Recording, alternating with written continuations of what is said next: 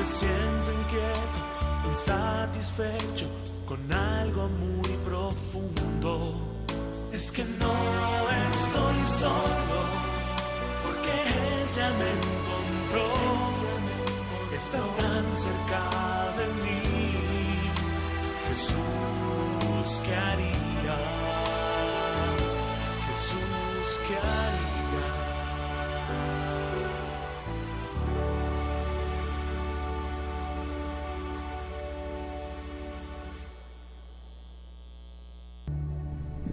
¿Qué tal, amigos? ¿Cómo están? Sean bienvenidos a su programa ¿Y Jesús qué haría? Yo soy el Padre Jorge, misionero de Jesús y de María, saludándolos en este día, dando gracias a Dios por este día o esta oportunidad que Él nos concede de estar compartiendo con ustedes este mensaje de su amor. Dios es amor y te ama.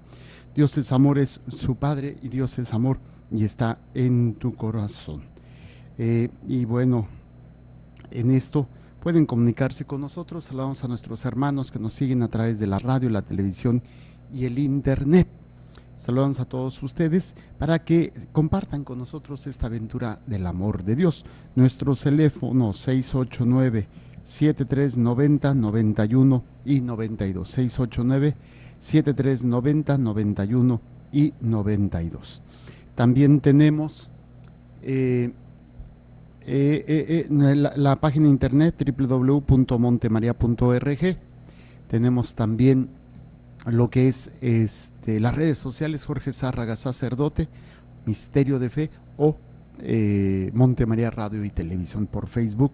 Ahí pueden ustedes comunicarse con nosotros y compartir esta aventura del amor de Dios. Y bueno, en este ámbito estamos meditando un poco sobre el valor salvífico o el valor salvífico del sufrimiento. Y estamos meditando a este documento del Papa Juan Pablo II, la Salvifici Doloris. Y hemos visto ya algunos elementos muy interesantes que nos han ayudado, que nos han orientado mucho en este ámbito del amor que Dios tiene para con nosotros, de todo lo que ha implicado este sacrificio y cómo nos invita la palabra de Dios a ser pues conscientes de esta responsabilidad de lo que es pues nuestro propio sufrimiento, trascendiéndolo en el amor hacia la obra de Dios, hacia este proyecto de Dios, que no es nada fácil, obviamente, y que conlleva muchos elementos que nos hemos estado tratando de meditar. Nos habíamos quedado, es un documento que tiene varios números, estábamos en el número 4, el sufrimiento vencido por el amor, Jesucristo, el sufrimiento vencido por el amor. Vimos el número 14, vimos el número 15, ¿sí? Y ya habíamos empezado el 16, de hecho no lo terminamos, pero ya estábamos a punto de terminarlo. Le voy a pedir a Madre Blanquita, a la que saludo, si nos lo puede leer otra vez. Bueno, nada más para hacer un resumen rápido: 14, ya no los voy a comentar, nada más para leerlo, el 14, el 15 y luego el 16. Y nos regresamos nosotros a meditar el número 16. El sufrimiento vencido por el amor. Porque tanto amó Dios al mundo, que le dio su unigénito Hijo, para que todo el que crea en Él no perezca, sino que tenga vida eterna. Estas palabras pronunciadas por Cristo en el coloquio con Nicodemo nos introducen al centro mismo de la acción salvífica de Dios. Ellas manifiestan también la esencia misma de la soterología cristiana, es decir, de la teología de la salvación. Salvación significa liberación del mal, y por ello está en estrecha relación con el problema del sufrimiento.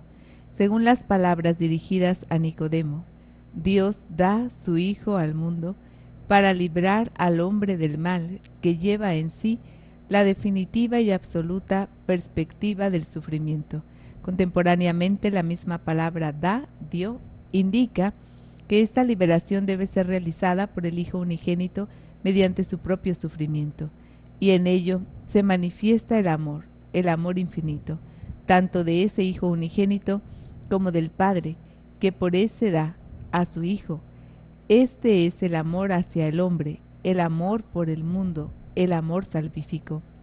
Nos encontramos aquí. Hay que darse cuenta claramente en nuestra reflexión común sobre este problema ante una dimensión completamente nueva de nuestro tema. Es una dimensión diversa de la que determinaba y en cierto sentido encerraba la búsqueda del significado del sufrimiento dentro de los límites de la justicia. Esta es la dimensión de la redención a la que en el Antiguo Testamento ya parecían ser un preludio las palabras del justo Job, al menos según la Vulgata, porque yo sé que mi Redentor vive y al fin yo veré a Dios. Mientras hasta ahora nuestra consideración se ha concentrado ante todo y en cierto modo exclusivamente en el sufrimiento en su múltiple dimensión temporal, como sucedía igualmente con los sufrimientos del justo Job, las palabras antes citadas del coloquio de Jesús con Nicodemo se refieren al sufrimiento en su sentido fundamental y definitivo. Dios da a su Hijo unigénito para que el hombre no muera, y el significado del no muera está precisado claramente en las palabras que siguen, sino que tenga vida eterna. El hombre muere cuando pierde la vida eterna. Lo contrario de la salvación no es pues solamente el sufrimiento temporal, cualquier sufrimiento, sino el sufrimiento definitivo.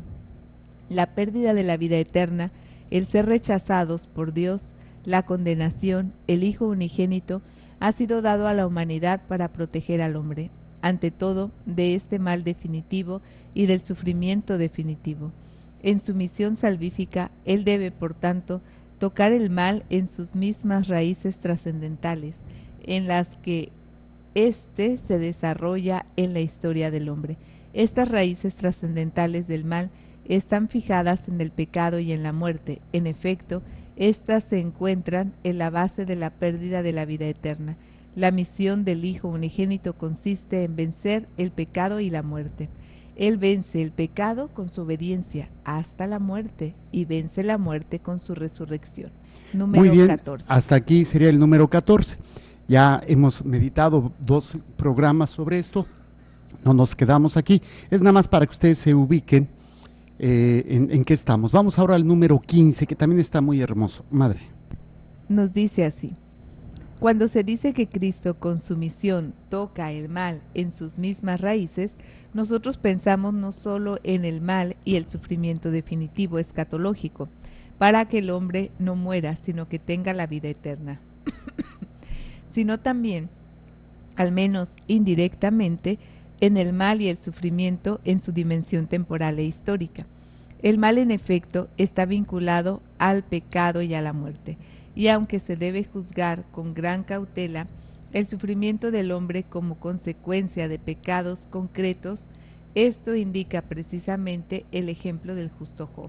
Sin embargo, este no puede separarse del pecado de origen, de lo que en San Juan se llama el pecado del mundo, del trasfondo pecaminoso de las acciones personales y de los procesos sociales en la historia del hombre. Si no es lícito aplicar aquí el criterio restringido de la dependencia directa, como hacia los 3 amigos de Job. Sin embargo, no se puede ni siquiera renunciar al criterio de que en la base de los sufrimientos humanos hay una implicación múltiple con el pecado. De modo parecido sucede cuando se trata de la muerte. Esta muchas veces es esperada incluso como una liberación de los sufrimientos de esta vida. Al mismo tiempo, no es posible dejar de reconocer que ella constituye casi una síntesis definitiva de la acción destructora, tanto en el organismo corpóreo como en la psique. Pero, ante todo, la muerte comporta la disociación de toda la personalidad psicofísica del hombre. El alma sobrevive, subsiste separada del cuerpo. mientras el cuerpo es sometido a una gradual descomposición según las palabras del Señor Dios pronunciadas después del pecado cometido por el hombre al comienzo de la historia terrena. Polvo eres, y al polvo volverás. Aunque la muerte no es, pues, un sufrimiento en el sentido temporal de la palabra, aunque en cierto modo se encuentra más allá de todos los sufrimientos. El mal que el ser humano experimenta contemporáneamente con ella tiene un pecado en carácter definitivo y totalizante. Con su obra salvífica el Hijo unigénito libera al hombre del pecado y de la muerte. Ante todo, él borra de la historia del hombre el dominio del pecado que se ha radicado bajo la influencia del espíritu maligno, partiendo del pecado original, y da luego al hombre la posibilidad de vivir en la gracia santificante, en línea con la victoria sobre el pecado. Él quita también el dominio de la muerte, abriendo con su resurrección el camino a la futura resurrección de los cuerpos. Una y otra son condiciones esenciales de la vida eterna, es decir, de la felicidad definitiva del hombre en unión con Dios. Esto quiere decir para los salvados que en la perspectiva escatológica el sufrimiento es totalmente cancelado. Como resultado de la obra salvífica de Cristo, el hombre existe sobre la tierra con la esperanza de la vida y la santidad eternas. Y aunque la victoria sobre el pecado y la muerte, conseguida por Cristo con su cruz y resurrección, no suprime los sufrimientos temporales de la vida humana, ni libera del sufrimiento toda la dimensión histórica de la existencia humana, sin embargo, sobre toda esta dimensión y sobre cada sufrimiento, esta victoria proyecta una luz nueva, que es la luz de la salvación, es la luz del Evangelio, es decir, la buena nueva. En el centro de esta luz se encuentra la verdad propuesta en el coloquio con Nicodemo, porque tanto amó Dios al mundo que le dio su Hijo unigénito. Esta verdad cambia radicalmente el cuadro de la historia del hombre y su situación terrena, a pesar del pecado que se ha enraizado en esta historia como herencia original, como pecado del mundo y como suma de los pecados personales. Dios Padre ha amado a su Hijo unigénito, es decir, lo ama de manera duradera. Y luego, precisamente, por este amor que supera todo, Él entrega a este Hijo, a fin de que toque las raíces mismas del mal humano, y así se aproxime de manera salvífica al mundo entero del sufrimiento del que el hombre es partícipe. Número 15.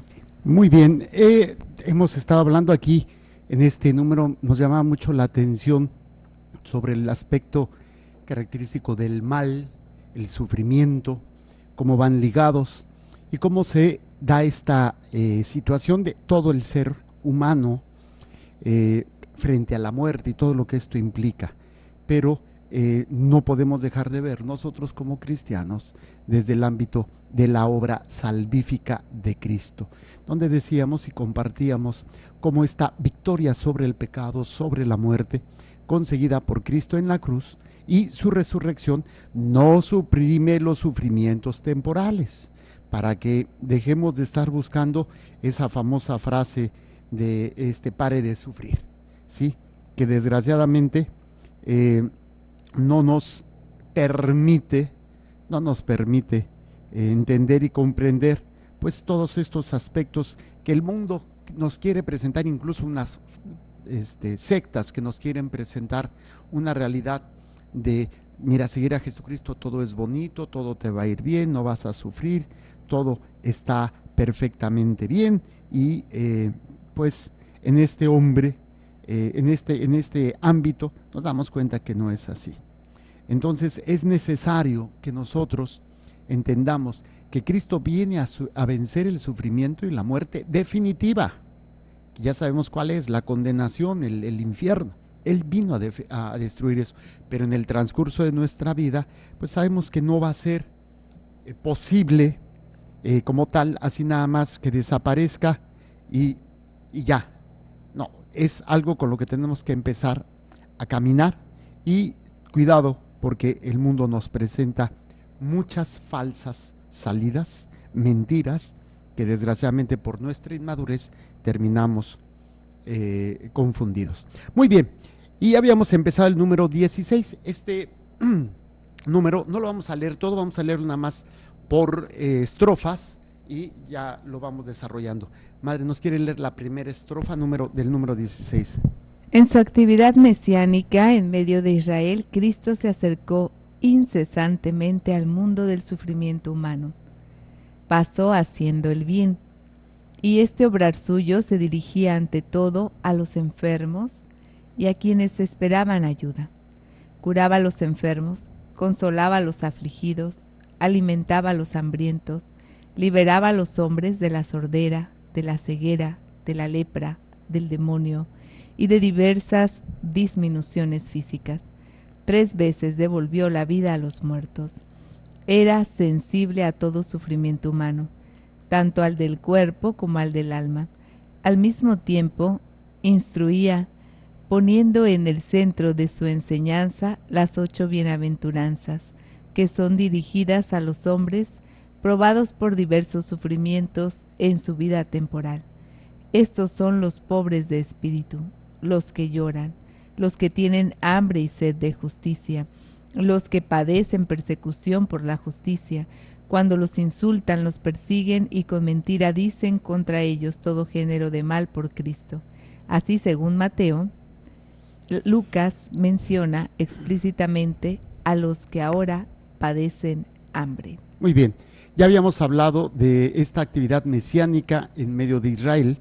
Cristo se va a acercar al mundo del sufrimiento humano. De hecho, se habla de los anahuines, aquellos hombres, mujeres rechazados, marginados por la edad, por la condición de viudos, de viudas principalmente, enfermos, ¿sí? Los que no eran judíos, o sea, toda una serie de personas marginadas que Jesús precisamente sale al encuentro de ellos, y nos refiere como en Hechos de los Apóstoles, refiere esta frase, ¿no? Pasó haciendo el bien. Una de las características precisamente de hacer el bien es ayudando al que está sufriendo, ayudando al que está padeciendo, aquel que no tiene y que se le puede ayudar y se le debe de ayudar. Este es el elemento.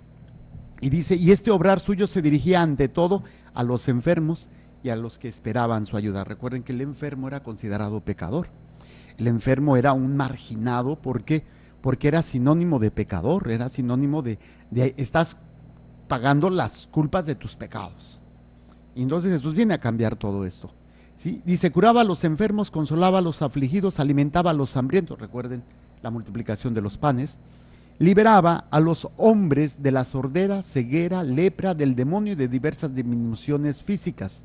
Y menciona 3 veces devolvió la vida a los muertos. Lázaro, la Talita Cum y la hija de Jairo, si no mal recuerdo, ¿sí? Era sensible a todo sufrimiento humano, tanto la del cuerpo como lo del alma, o sea, la enfermedad por el dolor del cuerpo por la enfermedad y el dolor del alma por perder un ser querido o por el rechazo, la marginación que tenían, ¿no? En la cuestión de los hambrientos también.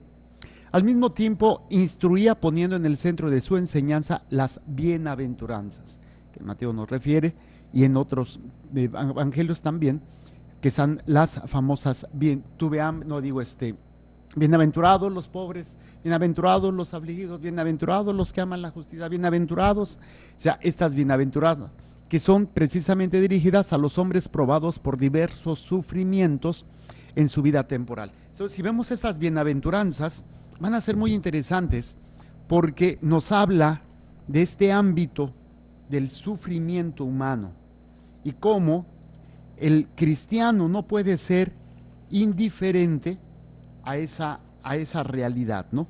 A esa situación de dolor, de tristeza, de vacío, ¿sí?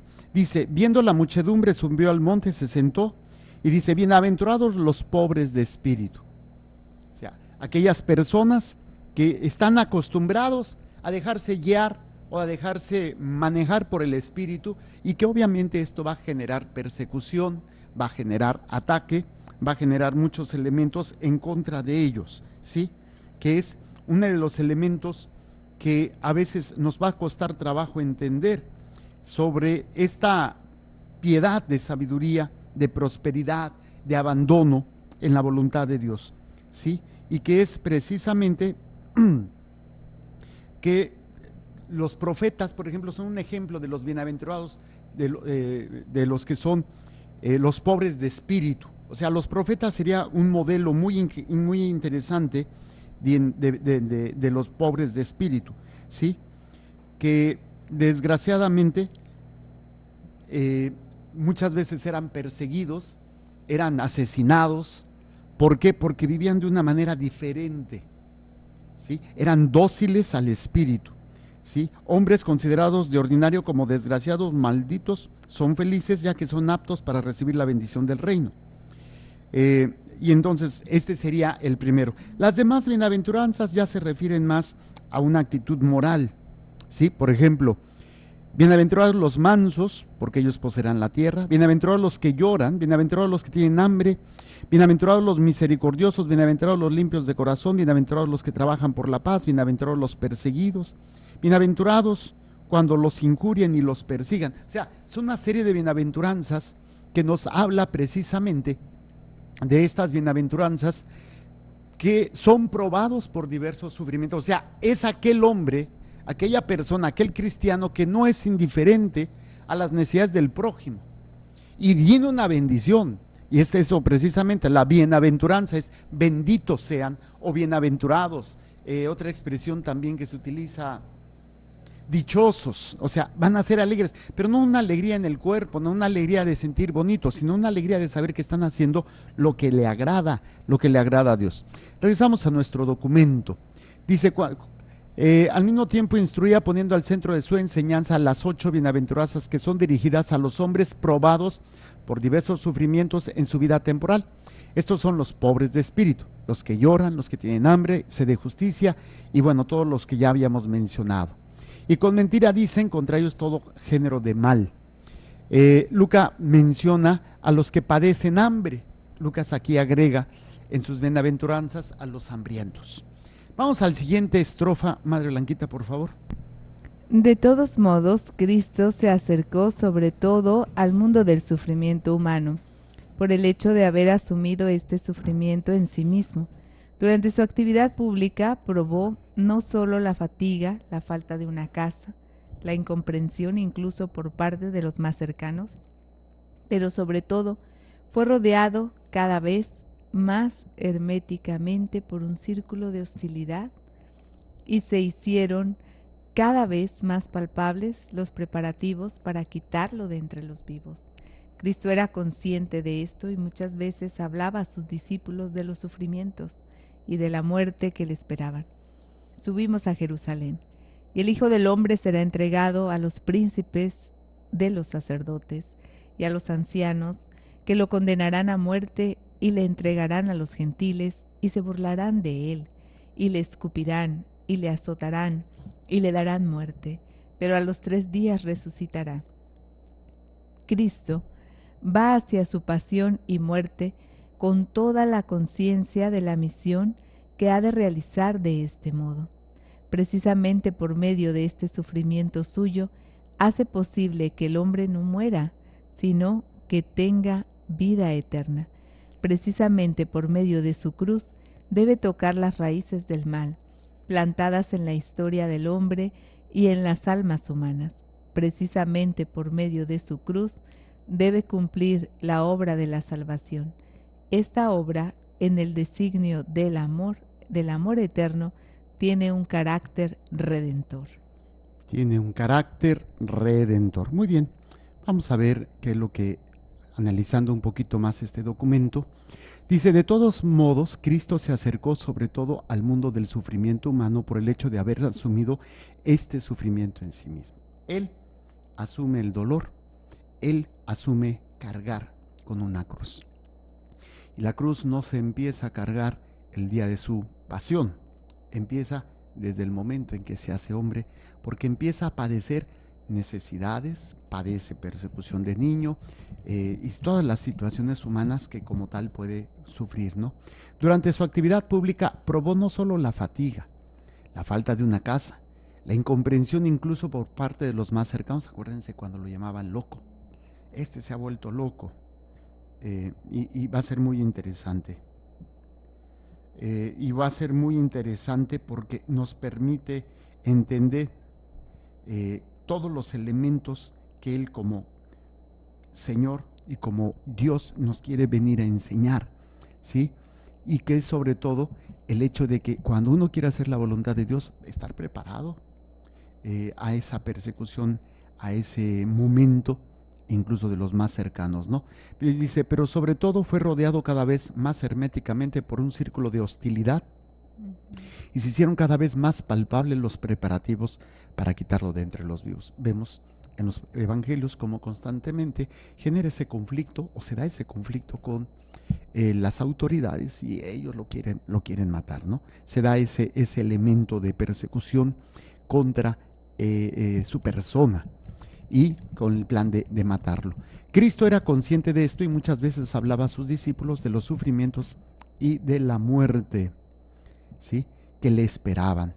Y nos marca a Marcos 10, 33, 34, que será entregado a los príncipes, los sacerdotes, las escribas, lo condenarán a muerte, se le entregarán a los gentiles, burlarán, lo escupirán, azotarán y le darán muerte, pero a los 3 días resucitará. O sea, Él habla de su sufrimiento, pero siempre nos presenta la resurrección. O sea, no se queda, ay, me mataron, ay, me hicieron, ay, me van a matar, perdón, ay, me traicionaron, ay, pobrecito de mí. No, y resucitará.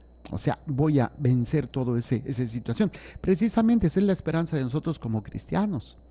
Cuando vemos que el Señor ha vencido todo eso, porque el grado máximo, humanamente hablando o temporalmente hablando, el grado máximo de sufrimiento es la muerte. O sea, el miedo a la muerte y todo lo que esto conlleva.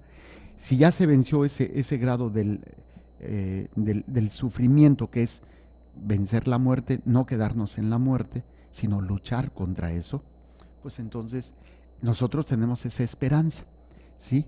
Y enfrentamos nuestro propio dolor con esta visión de la resurrección, con la visión de la vida eterna. Si no, pues entonces no vamos a poder entender todo lo que el Señor nos quiere ir enseñando y nos quiere ir mostrando en este sufrimiento. Dice, Cristo va hacia su pasión y muerte con toda la conciencia de la misión que ha de realizar de este modo.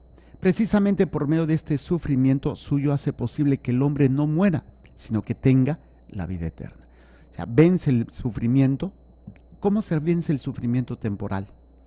No es evitando el sufrimiento, sino no quitando la meta que tiene trazada. Esa es la gran victoria en el sufrimiento temporal.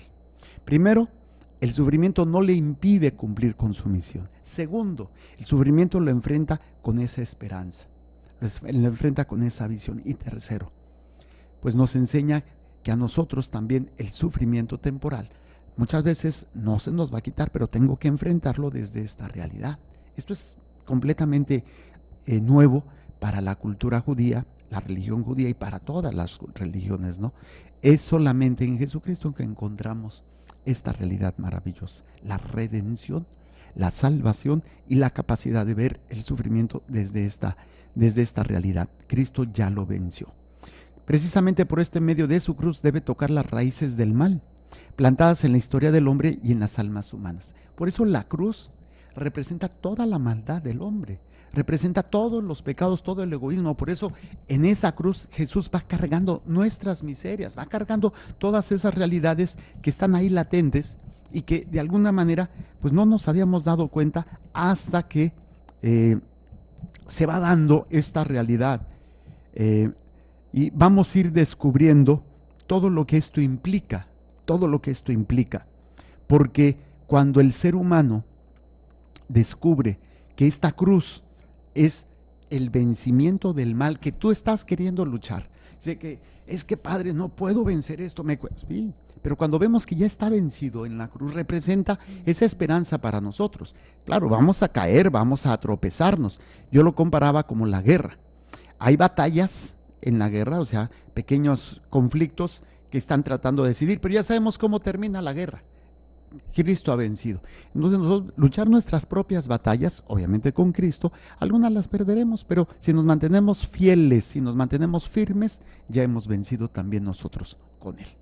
Y esto es una visión completamente diferente y una perspectiva en donde la cruz representa para nosotros el vencimiento del mal, del pecado, de la muerte y de todo lo que es el sufrimiento. Entonces vamos a cargar nuestra cruz. Por eso Jesús dice, quien quiera seguirme, que tome su cruz. El que quiera venir detrás de mí, que tome su cruz y que me siga.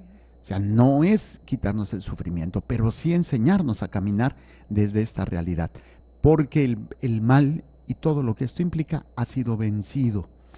Toca las raíces del mal plantadas en la historia del hombre y en el alma humana.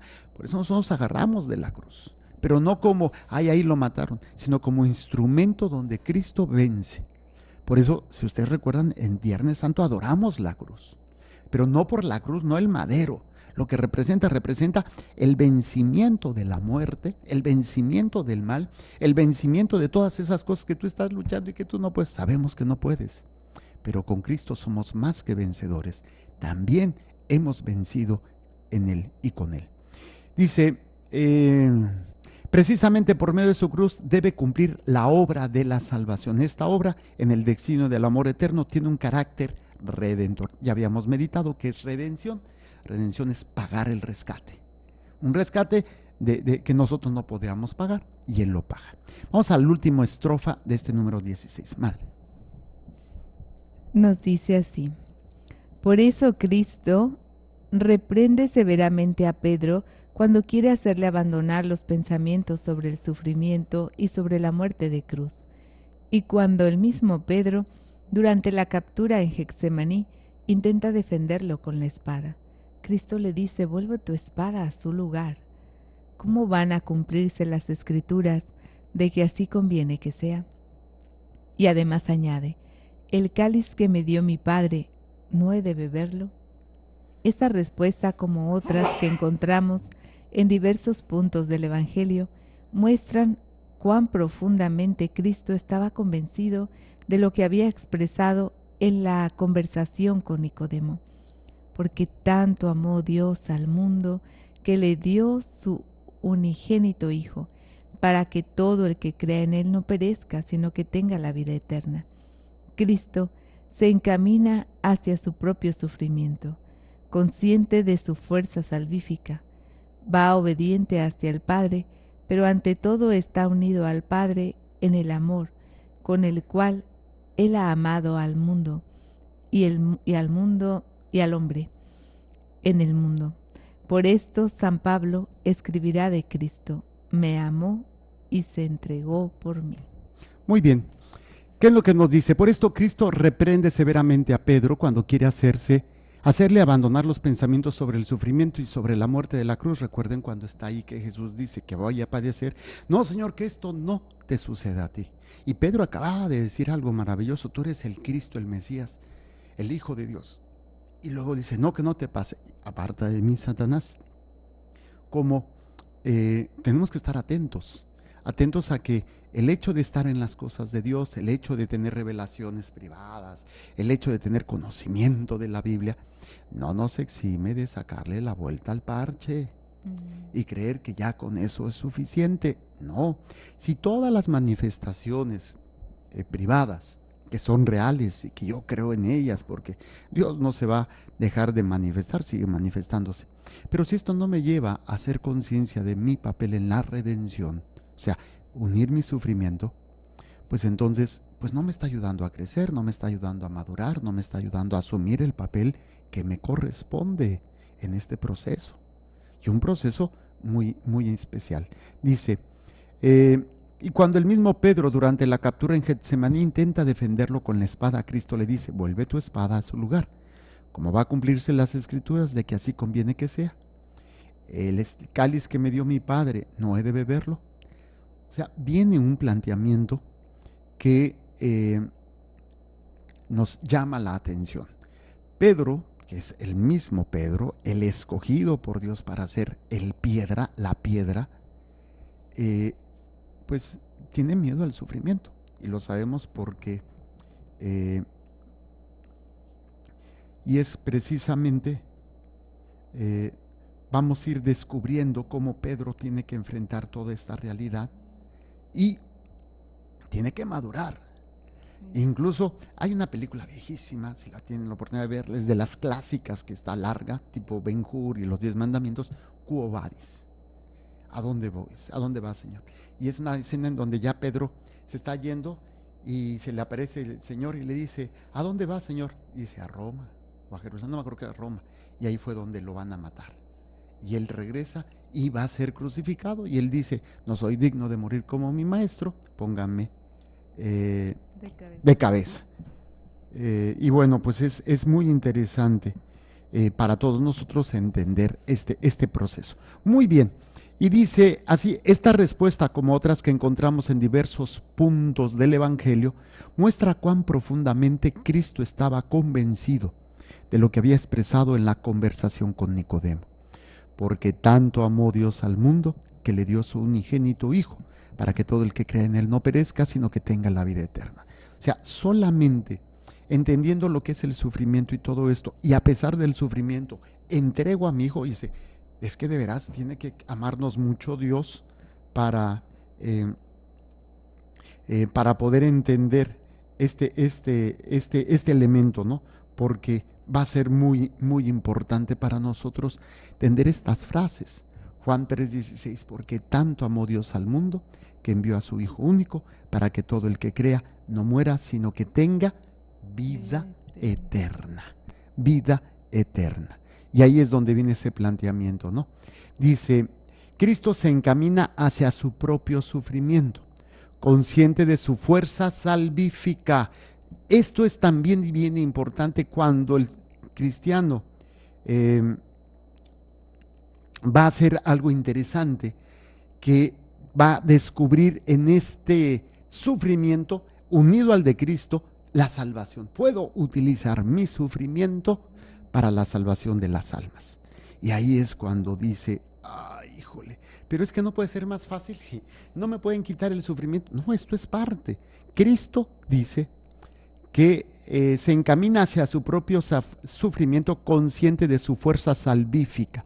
Va obediente hacia el Padre, pero ante todo está unido al Padre en el amor con el cual Él ha amado al mundo y al hombre en el mundo. Por eso San Pablo escribirá de Cristo, me amó y se entregó por mí. Si yo amo a Cristo, y ahí es precisamente este elemento que va a ser fundamental para nosotros.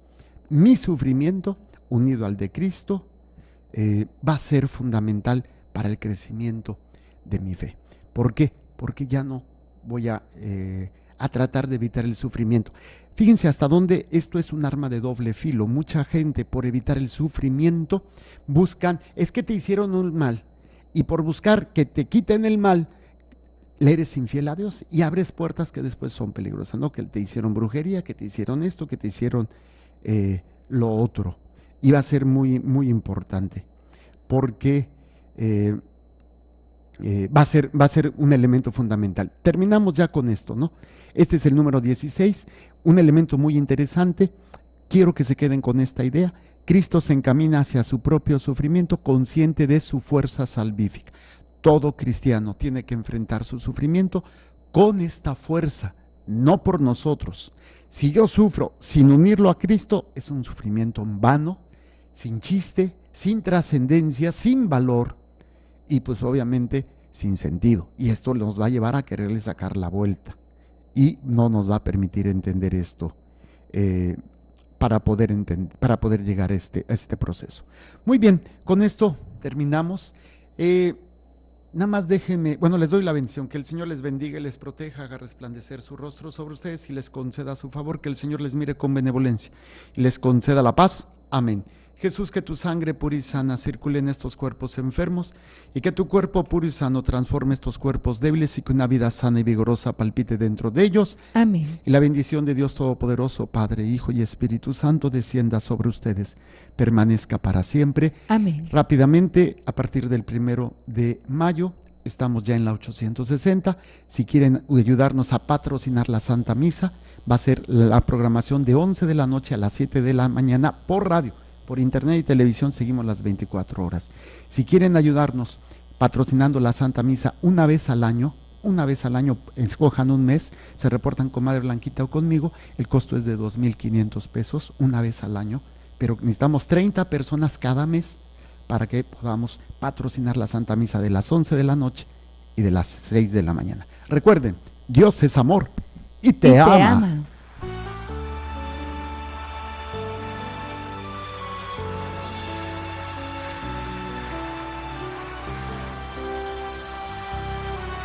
Si me siento inquieto, insatisfecho con algo muy profundo, es que no estoy solo, porque Él ya me encontró, está tan cerca de mí.